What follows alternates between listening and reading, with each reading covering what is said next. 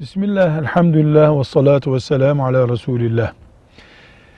Erkek Müslümanın farz namazı camide kılması namazın farzı gibi bir farzdır sözü söylenebilir.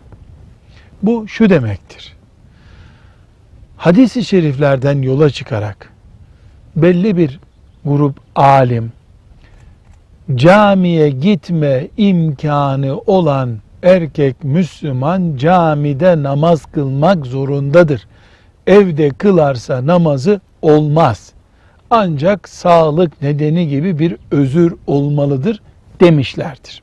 Ama Hanbeli mezhebi ulemasının bu görüşüne karşı Hanefi mezhebi ve diğer ulemanın görüşü şudur: erkeğin namazı, farz namazı yani, cemaatle camide kılması ciddi bir vazifedir, vaciptir, müekket sünnettir.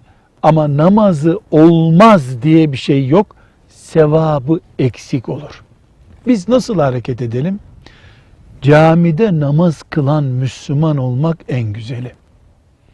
Zorunluluktan dolayı, uzaklıktan dolayı, sağlıktan dolayı camiye gidemesek bile inşallah namazlarımız tamamdır evde kılarsak.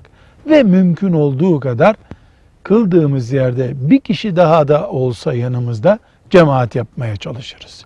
Velhamdülillahi Rabbil Alemin.